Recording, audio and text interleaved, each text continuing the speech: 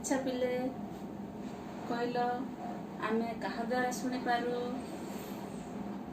ଆମେ କାନ ଦ୍ୱାରା ଶୁଣିପାରୁ।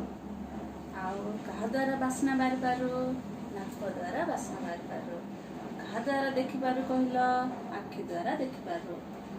କାହା ଦ୍ୱାରା ଖାଉ? ପାଟି ଦ୍ୱାରା ଖାଉ। ପାଟିରେ ଖାଦ୍ୟ ପକେଇଲେ ଖାଲି ଗିଳି ଦଉ ନା, ଦାନ୍ତରେ ମଧ୍ୟ ଚୋବେଇ ଚୋବେଇ ଖାଉ। ଆଉ କାହା ଦ୍ୱାରା କାମ କରୁ? ହାତରେ କାମ କରୁ ଆମେ। କାହା ଦ୍ୱାରା ଆମେ ଚାଲୁ? ଗୋଡ଼ରେ ଚାଲୁ। ଜାଣିଛ, ଏସବୁ ଯାକ ଆମର ବାହ୍ୟ ଅଙ୍ଗ। ଆଜି ଆମେ ପଢ଼ିବା ଆମର ବାହ୍ୟ ଅଙ୍ଗ ବିଷୟରେ। ଆଉ ଜାଣିଛ ପିଲେ, ତମେ କେବେ ସ୍ୱପ୍ନ ଦେଖିଛ? ହଁ, ତମେ ନିଶ୍ଚୟ କେବେ ନା କେବେ ସ୍ୱପ୍ନ ଦେଖିଥିବ ଶୋଇଥିବା ଅବସ୍ଥାରେ। ପପୁ ମଧ୍ୟ ଦିନେ ଶୋଇଥିଲା। ଶୋଇକି ସେ ସ୍ୱପ୍ନଟେ ଦେଖିଲା। ସ୍ୱପ୍ନରେ କ'ଣ ଦେଖିଲା ଜାଣିଛ?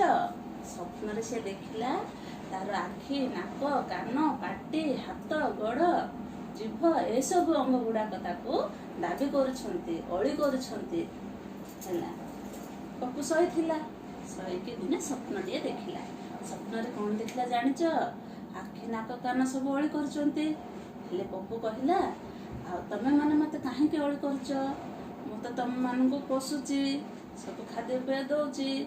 କହିଲାରୁ ସେମାନେ କହିଲେ, ସେତିକିରେ ହବନି। ଆଖି କହିଲା, ମୋର ତମ ପାଖରେ ଅଳି ଅଛି। କ'ଣ କହିଲା ଜାଣିଛ? ସେ କହିଲା କି ମୋତେ ସବୁବେଳେ ଥଣ୍ଡା ପାଣିରେ ସକାଳୁ ଉଠିଲେ ଧୋଇବ। ଆଖିରେ ଯେଉଁ ଧୂଳି ସବୁ ପଶିକି ଲେଞ୍ଜରା ବାହାରୁଛି ତାକୁ ସଫା କରିବ। ତାହେଲେ ଯାଇକି ମୁଁ ସୁସ୍ଥ ରହିବି, ଜଲ୍ଦି ଖରାପ ହେବିନି।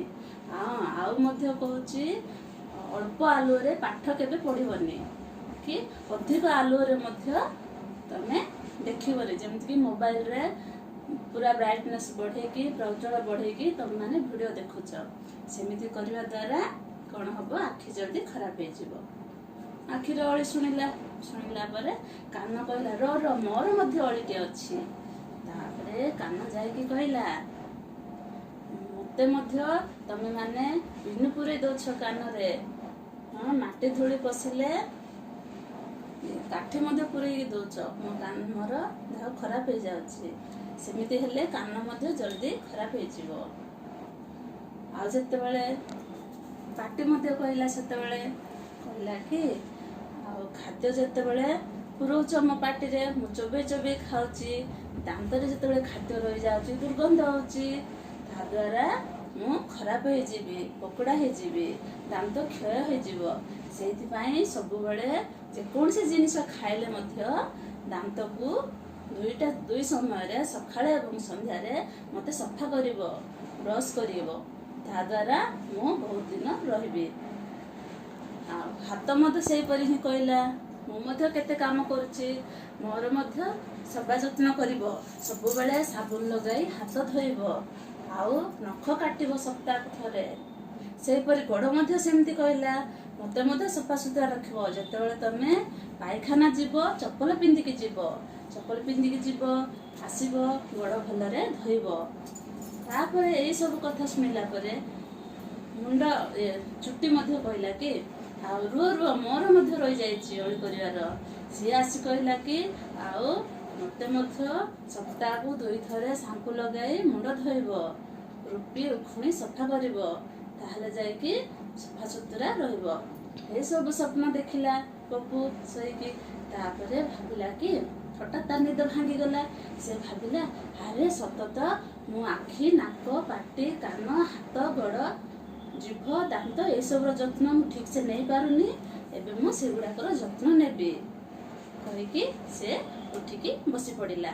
ଜାଣିଲ ପିଲେ, ତମେମାନେ ମଧ୍ୟ ସବୁଦିନ ସକାଳୁ ଉଠିକି ମୁହଁ ଧୋଇବ, ଥଣ୍ଡା ପାଣିରେ ଆଖି ଧୋଇବ, ଆଉ ଆଖିରେ ଥିବା ଲେଞ୍ଜରା ଗୁଡ଼ାକ ସଫା କରିବ। ଯେମିତି ବାହାର ଧୂଳି ଆଖିରେ ନ ପଡ଼େ ସେମିତି ଦେଖିବ। ତା ସହିତ ଅଳ୍ପ ଆଲୁଅରେ ବହି ପଢ଼ିବନି, କି ଅଧିକ ଆଲୁଅରେ ମଧ୍ୟ ମୋବାଇଲ, ଟିଭି ପାଖରୁ ଦେଖିବନି, ମୋବାଇଲ ମଧ୍ୟ ଦେଖିବନି। ଆଉ ନାକକୁ ମଧ୍ୟ ଘୋଡ଼େଇ ରଖିବ। ଆଉ କାନକୁ ମଧ୍ୟ ସଫା କରୁଥିବ, କିନ୍ତୁ ସେଥିରେ ପିନ୍ କିମ୍ବା କାଠି ପୁରେଇବ ନାହିଁ। ସକାଳେ ସନ୍ଧ୍ୟାରେ ବ୍ରସ୍ କରିବ। ହାତକୁ ସବୁବେଳେ ସାବୁନରେ ଧୋଇବ। ନଖ କାଟିବ, ଗୋଡ଼ ମଧ୍ୟ ସଫାସୁତୁରା ରଖିବ। ପାଇଖାନା ଯଦି ଯିବ ଚପଲ ପିନ୍ଧିକି ଯିବ, ନଖ କାଟିବ। ଦେଖୁଛ ଆଜିକାଲି ତ ଚାରିଆଡ଼େ କରୋନାର ଭୟ ହେଲାଣି।